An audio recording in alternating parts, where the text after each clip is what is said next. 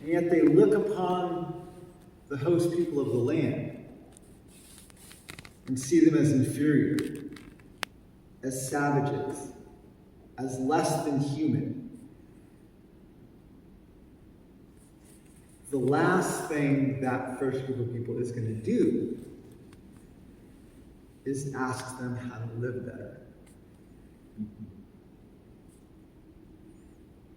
Their doctrine of discovery, their belief in the lie of white supremacy, their ethnic cleansing policies, their boarding schools created an elder-free society, leaving them with nothing to teach them how to live well, how to be healthy, how to take care of themselves, and how to live well within the land.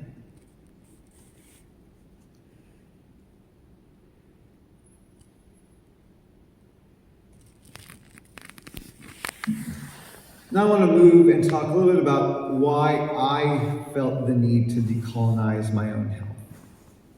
And this is going to sound contradictory. But I felt the need to decolonize my own health because I moved back to the reservation. If you visit our reservations today, they are not the pictures described by George Catlin. The Navajo Nation, where I come from, 26,000 square miles, 180, 200,000 people living on the reservation. We have 13 grocery stores.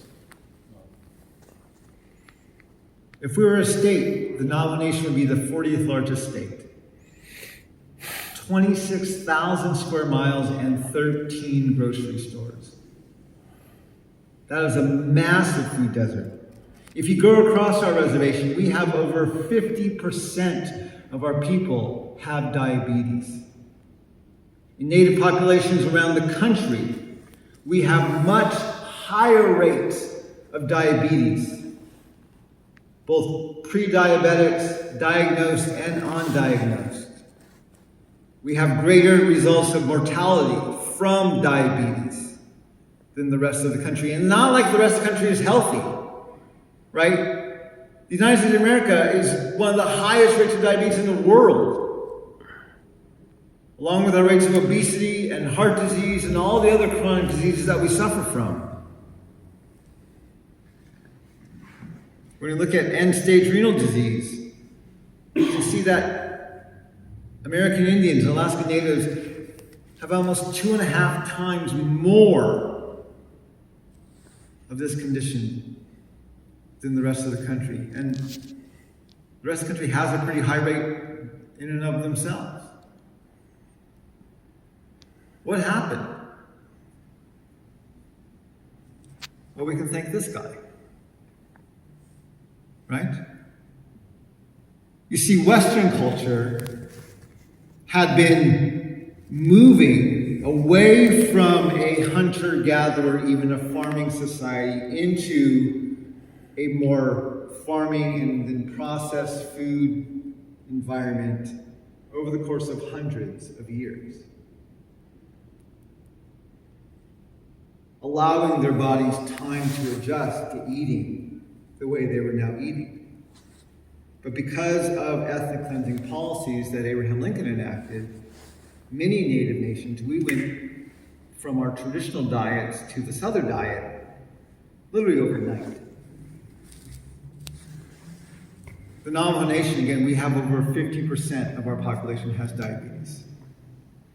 Kids on our reservation who don't even drink alcohol yet, they have fatty liver disease. Not coming from alcohol, but coming from sodas. Right? This is just commonplace. The Pima Indians, where President Biden gave the apology to boarding school survivors. The Pima Indians down near Phoenix have also a 50% rate of diabetes among their population. Our reservations have gone from being, our native lands have gone from being a picture of health to our reservations are now a complete place of lack of health. And that's happened in not even 100 years, in 150 years. I lived with my family on the Navajo Nation for 11 years. And during my time there, I saw my health begin to deteriorate. It also deteriorated because I'm part of Gen X, right?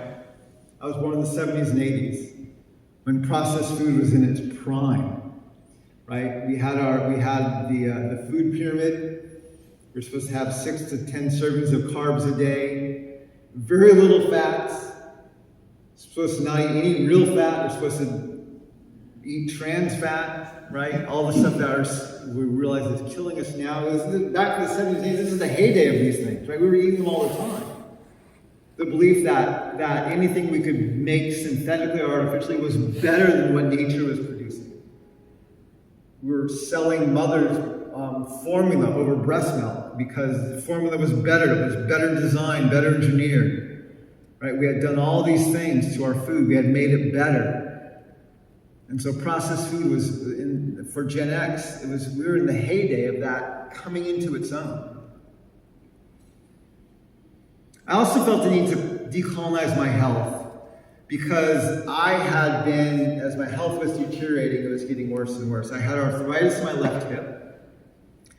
My BMI was over 30, which is technically obese. I had 2 blood tests where my fasting glucose was greater than 140, which is in the pre-diabetic range. And my triglycerides compared to my triglyceride to HDL ratio, which is a key determinator and risk determination of metabolic syndrome, of heart disease, of insulin immunity. The goal is to have it at 2 or lower, and mine was at 4 about 1.5 years to 2 years ago. And so I knew I was in a place where my health wasn't good, and I knew I needed to make some changes. But the straw that broke the camel's back, the thing that made me go over the edge and realize I had to do something different, was during COVID. When my hip was going bad and I wasn't able to move much, both my daughters wanted to play basketball. And I love basketball. I had grown up playing basketball. I had coached basketball for a number of years after I graduated, and I was playing basketball almost several times a week for a number of years. And when my daughters came to me during COVID and said, "Dad, I want to play basketball. Can you teach me how to play basketball?" And we went out to the basketball courts, and I couldn't run. I couldn't run because my hip was so bad. And I was devastated because all my life I had waited for the moment when I could go play basketball with my daughters, my kids. And now they were asking me to teach them how to play, and I literally could not play with them. And so we decided to work on my hip. I got some physical therapy. That didn't help. I got some steroid shots. That didn't help. So we decided to do the surgery. And I told my doctor, I told my nurse, I told my physical therapy, I said, I am never going to take my health for granted again. I am going to get healthy. I am not going to take my health for granted again, and I'm going to get my body back in shape. And so I did. I got the surgery, and I started making some changes, and right, as I said earlier, health is hard. There's a ton of books out there. And every book overpromises. Every book sells you what I call toxic positivity, right? If you do this, you're going to be beautiful and it's going to be great. And I read book after book after book after book after book after book after book after book. I mean, I read so many books. There's only like half of the books I read during those 2 years when I was trying to get healthy. And I was trying to figure out, what is it that I need to do? How do I sort through all this information? It was overwhelming about diet and exercise and movement and all these different things. And don't use these oils and don't eat those foods. And of course, the whole low carb versus low fat screaming matches that go on out there among people. And right, all this stuff. And then it was about a year ago I came across these two books. I was reading them at the same time. One was Braden Sweetgrass by Robin Wall Kimmerer, and the other was Outlive by Peter Attia. And they're both good books. I would recommend both of these books. They are both completely different. After reading these books, I actually did a podcast on the distinction between indigenous wisdom versus scientific knowledge. Robin Wall Kimmerer is all about indigenous women. She's a botanist who was raised in a traditional native community, and she grew up, like most native peoples who grew up traditionally, believing that we can communicate with nature. We are one with nature. And the trees and the animals and the plants and the birds, they speak to us. And she went into botany and got into some of her classes and started talking to a professor about her desires and dreams and what she wanted to learn and study. And they mocked her and said, "You have a very primitive view of botany. And that's not how botany works. That's not how science works." Peter Attia is the quintessential scientist. Everything he says is backed up by 5 studies and these different things, and he has all this scientific data, and it's good, but it's overwhelming.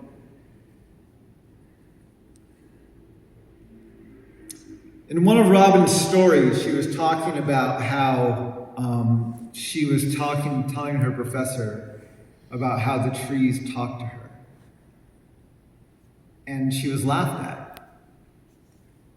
And then she went on a few paragraphs later and she said, "But today, science has proven to us that trees communicate. Whether they're being invaded by different worms or bugs that are a threat to them, they communicate with other trees. They send warnings through their root systems and through other ways. And it's been scientifically proven that trees communicate." And she said, Western science is just barely beginning to catch up with indigenous wisdom. And I love the way that she was contrasting the two. Not that science is bad, but that without indigenous wisdom, science isn't nearly as beneficial as you think it is. Because you need something to begin to filter what you're getting from your science. Science is reductionary, it's zeroing in, and indigenous wisdom is about understanding the whole and the bigger picture. And so that's when I began looking, and it was these 2 books and that quote by Katie Bowman that got me thinking about what is it going to mean to decolonize my health. Now, before I can get into a whole conversation about decolonizing health, we have to have a brief conversation about technology. Because in the Western world, we tend to think technology is the solution, and it's the answer, and it's going to fix everything, right? We say that with AI, we say that with all this other stuff, and we always think we're going to get this newest thing, and it's going to be the best thing, and we're going to fix everything. What I found is technology is very helpful when it's used as a tool. When it's seen as a solution, then it's actually more distracting or more unhelpful than being helpful. So, for example, I got my watch about a year. At the same time after my surgery, about a month after my surgery, I got my watch. And I was able to do a lot of things with my watch. I could track my sleep, I could track my steps, I could track my heart rate. And I began tracking my calories that I was taking in. And all of those things were beneficial, right? I could see how much, or actually, unsurprisingly, how little I was sleeping. I could see when I needed to be more active and move more throughout the day. And I could track those kind of things. And I began tracking how many calories I was eating. And I began getting a good idea of how many calories were going into my body on a daily basis. One place where my watch failed me is when it tried to tell me how many calories I was burning. So you never tried to figure out how much you have to run to lose your next 5 pounds and how much you can eat and how much you have to exercise to get that. And we're never right? It's always wrong. Well, one of the reasons is because science treats our bodies like they're machines, and they're not. So the math says 3,500 calories equals a pound. So when you burn 3,500 calories more than you put into your body, you will lose a pound of weight. That's what the algorithm, that's what the math tells us. That's how the science tells us weight loss works. When you burn this many more calories than you eat, you will lose this many pounds.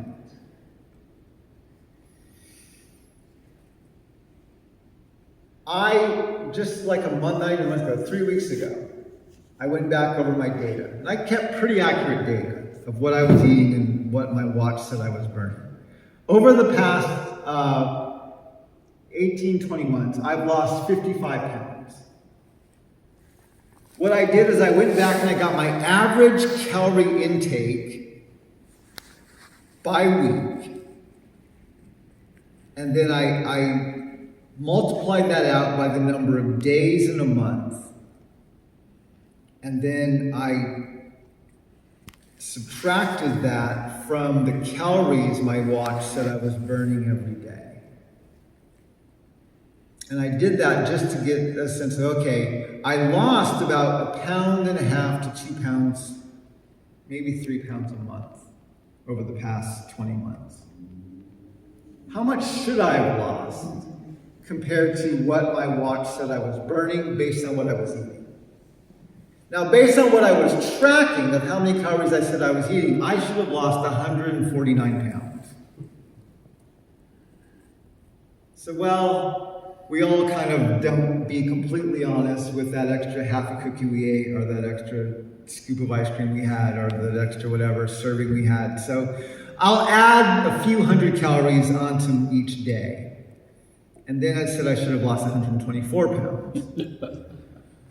And I said, well, maybe I was really low. Let's say I actually ate as much on my highest day, and I ate that every day for the past year and a half. Even then, I should have lost 90 pounds. You see, the body, the technology treats your body like it's a machine. And it has a component that you can zero in and figure out what this is burning, what this is doing, what this is doing, what this is doing. And that's not accurate. Your body isn't a machine.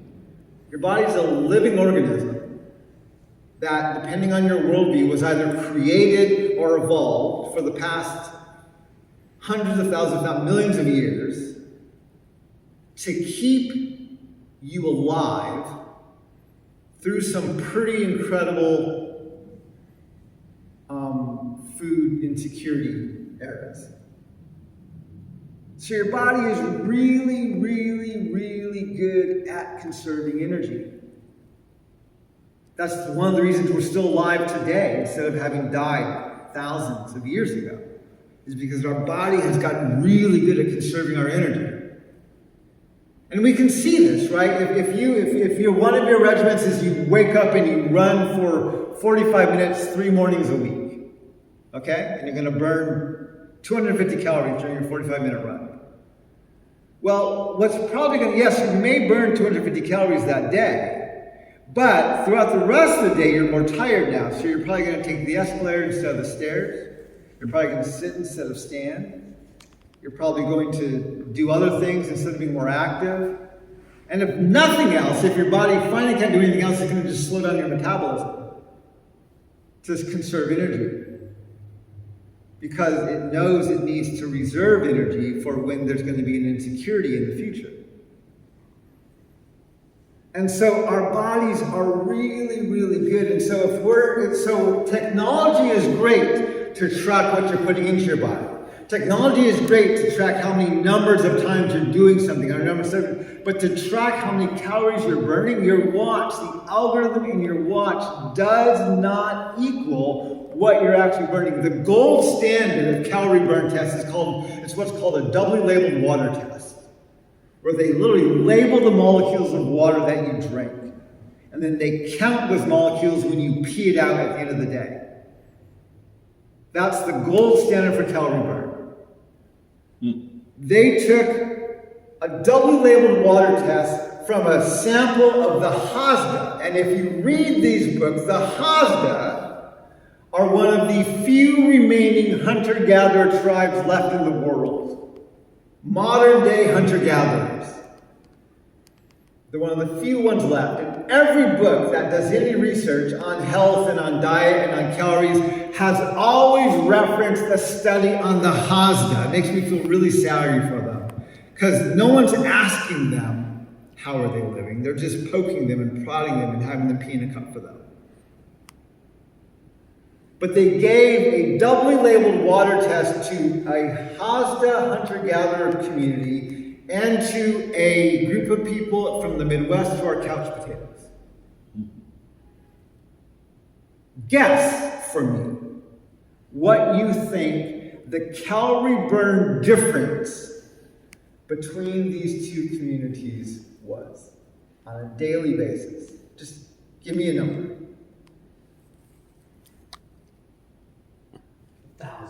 1,000, okay? Any other guesses? 2,000. Less than 300. From a group of people sitting in their offices all day, sitting on the couch all night, doing nothing, to the Hazda people walking 16 to 20,000 steps a day, the calorie burn difference was less than 300.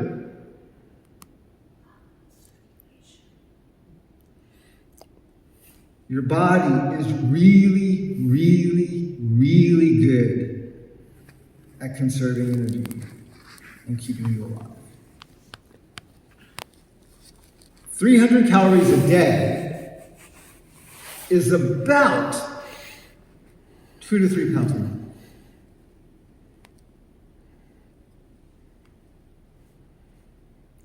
Wow. So if you are losing, are trying to lose more weight than 2 or 3 pounds a month, you are doing something that is not sustainable.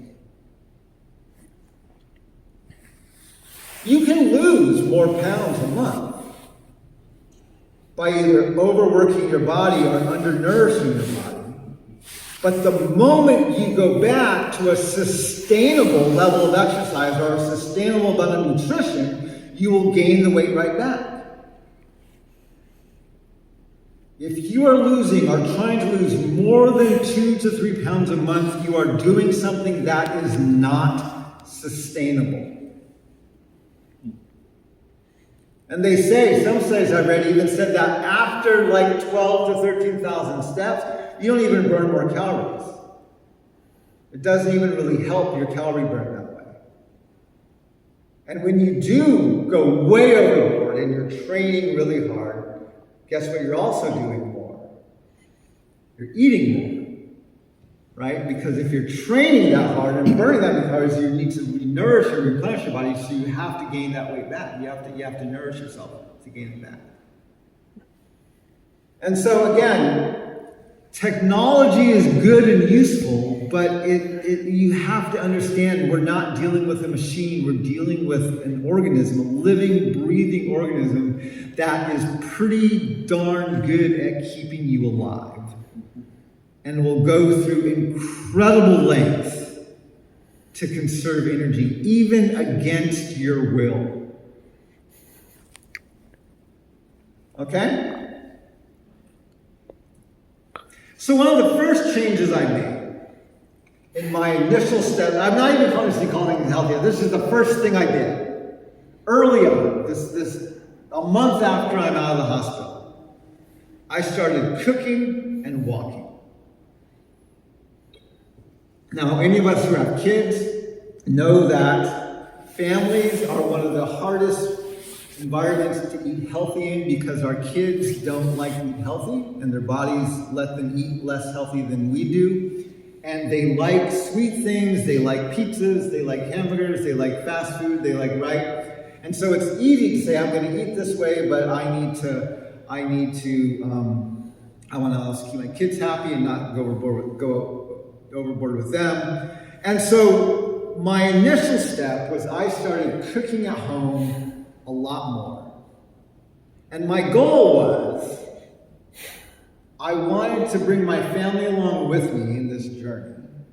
And so my goal was to learn how to cook my kids' favorite food from their favorite restaurants, but make it at home better than they can make it in the restaurant.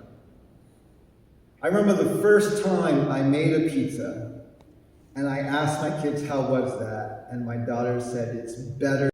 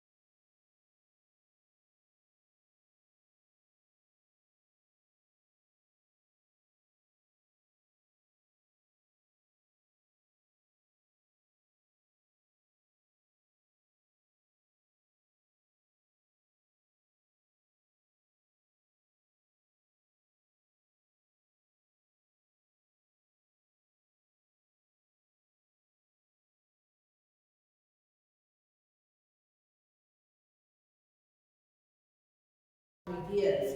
So if you go back, there's all the herbal medicines, very similar to the indigenous Indian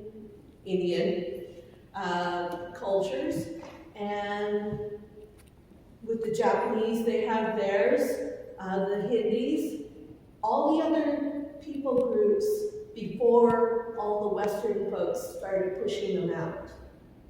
I completely agree. I see that.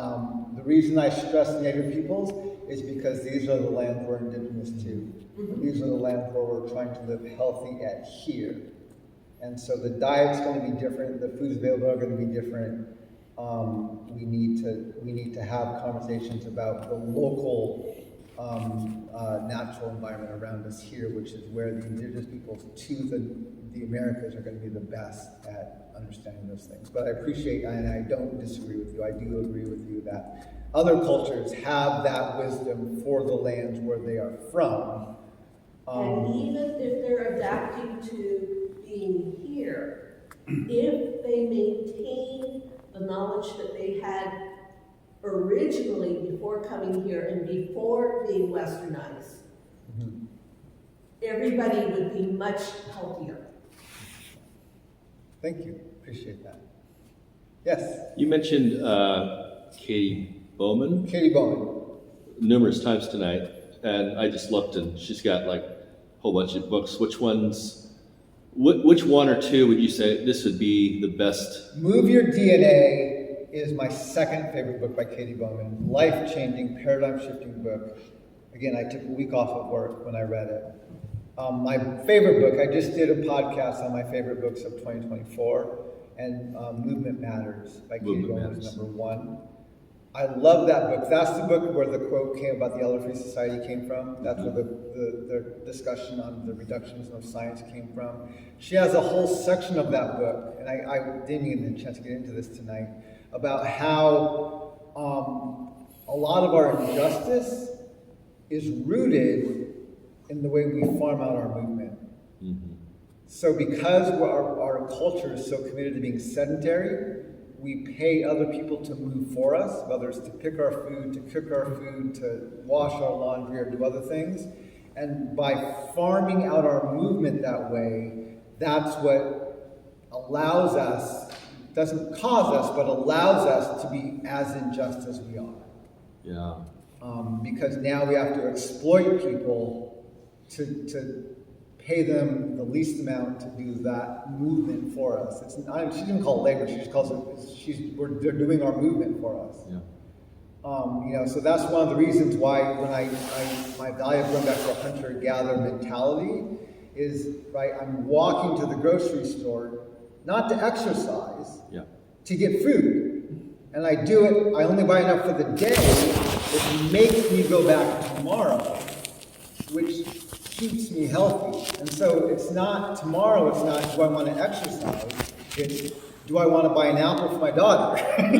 Like that's the way I'm thinking about it. And so it's not, but yeah, so her book, both her books, Move Your DNA and Movement Matters, are, everything she's written I really enjoy, but those are the two best books I like. It's interesting, people are doing movement for us, and then we artificially go to the gym and move somewhere else and pay to do that. That's where, so the whole notion of how do we just incorporate movement into our, and the other thing she talks about, she has a whole section on exercise. In which book? And in Move Your DNA. Okay. In her comments on exercise are really eye-opening. So she says the challenge is not that exercise is bad, but we think, right, so we sit at our desk with our hands in front of us for 12 to 16 hours a day, and we're going to counter that by exercising 3 times a week for 30 minutes. Right. So it's not that exercise is bad, right, but that's not going to fix our sedentarism. Oh. What we need to do is we need to sit less and move more. And she said most of our exercise is repetitive in nature. When we go to the gym, right? We're on a treadmill, we're lifting weights, we're doing the same repetitive. She said even our walking, and walking is great, but we are walking in a very unnatural environment. There's no other point in history where you could walk for miles on a completely flat surface. That just doesn't exist in nature. Yep. There's always going to be bumps, and that's like, so we're tripping over things, and we're like, oh, I wasn't expecting that bump. It's because we're completely unused to walking in natural surroundings.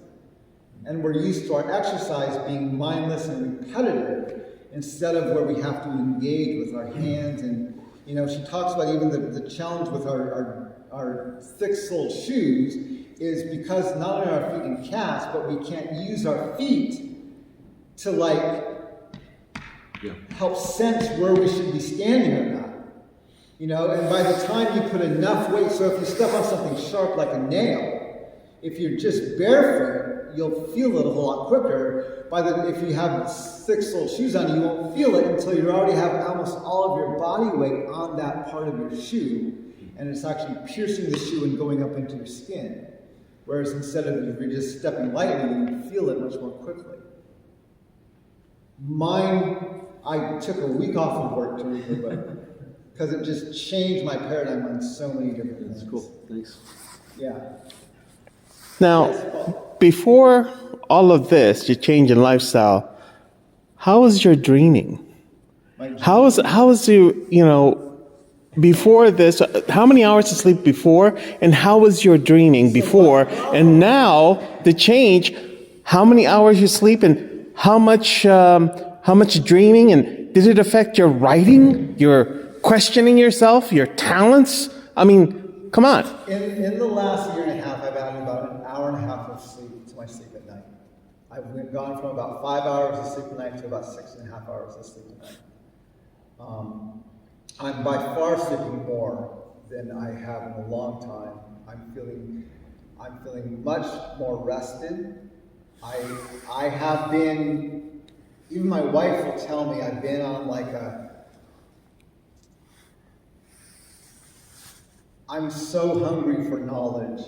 I'm reading books, not even daily. I used to read maybe 3 books a year. Now I read 3 books a week. I'm constantly trying to learn something new and trying to understand new things all the time. And so, yeah. And it's output of your writing. How's that? Is it sharper? Is it clearer? I don't know. So I'm still writing my books. So I've been doing a lot of research for my books. I haven't got down to, I've been in the process of both verbalizing them, researching them, and getting my ideas together. My next year is going to be my year of writing. So ask me the question in a year of how much clearer my writing is, because I haven't done the writing yet. So, knowing what you know about doctrine of discovery and decolonization, are you still a Christian? Yes, I am still a Christian. Ooh. I am still a Christian, but I am asking questions about my faith that I never thought I would be asking before. But the reason I'm asking those questions is because I have never felt more comfortable with the Creator than I do at this moment. Becomes more personal. Because I understand Creator more deeply from creation than from what was written in the book. Can you say a prayer for us, Charles? Let me see if there's any other questions first, but then I'll be happy to. Yes, Ken. Yes, for the sunrise, every morning, because of being native, are there certain spiritual walks or talks or thoughts or even prayers during this time? Because it's a new beginning, a new day, Yeah. and you're thanking God, Creator, higher power, and because of the beauty. I love what you wrote. Walk in beauty. It's like it's thank you, and I didn't know what to expect tonight, but I'm glad I'm here, and you're just knowing that you're my people too, and you're up there and doing amazing things. I love it. But I'm just curious, what's your, I don't want to say ritual, but just you get up, you're breathing, you're thankful because you can stand and move, and then you start running. Go to the sun, go to the sunrise. And is there a kind of spiritual part of it? Yes, so my running is a spiritual discipline, and my watching the sunrise is a spiritual discipline where I am intentionally taking time to be grateful for the life, for the beauty, for the opportunity to know Creator, know my neighbor, and know those around me even better, for the opportunity to continue to walk in that beauty. I tend to focus that energy on knowing Creator and being grateful for the world we have to live in. I don't usually use that time to give petitions of prayer to Creator. I use that time to thank Creator for the beauty that we're in, and if any petition, it's more to help us to stay in that beauty and to be a part of that beauty.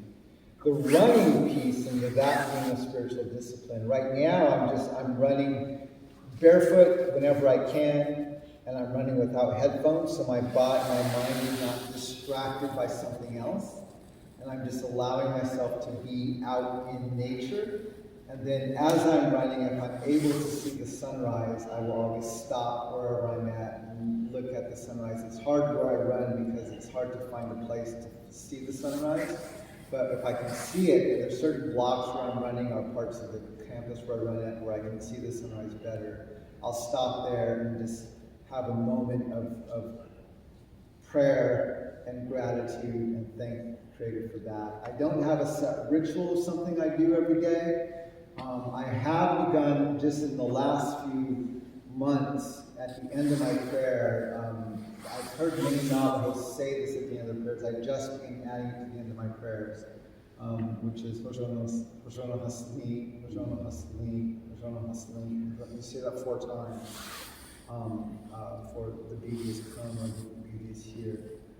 And so I've begun repeating that. I end my prayers with that statement, but I lead up to that by thanking Creator for the beauty ahead, behind, to our left and right, above and beneath. And then I say it for the 4 directions. And that has actually been very meaningful to add to my prayer in the last few months. So, thanks for asking that question. Any other questions before we're done here tonight? Well, let me say a quick prayer for us here to end, and then we can go our separate ways. Creator, we are grateful. We're grateful for the sun that rose this morning. We were grateful for the moon that's over the land tonight. We're grateful for the water that's in the bay and the fish that are in the sea. We're grateful for the beautiful sun today and the blue sky and the clouds. We're grateful for the people who are around us. We're grateful for another day to know you, another day to know our neighbors, another day to know our families. Creator, we thank you for this beauty you put us in. We thank you for another day. We thank you for your continued mercy and your continued grace. Creator, we pray that your beauty will go before us and that your beauty may come behind us. We pray that we will see your beauty to our left and your beauty to our right. We pray that we will experience your beauty above us and your beauty beneath us. Creator, thank you for this beauty. And we pray that you will help us, teach us to learn how to walk in this beauty together. Hojono Hasli, Hojono Hasli, Hojono Hasli, Hojono Hasli.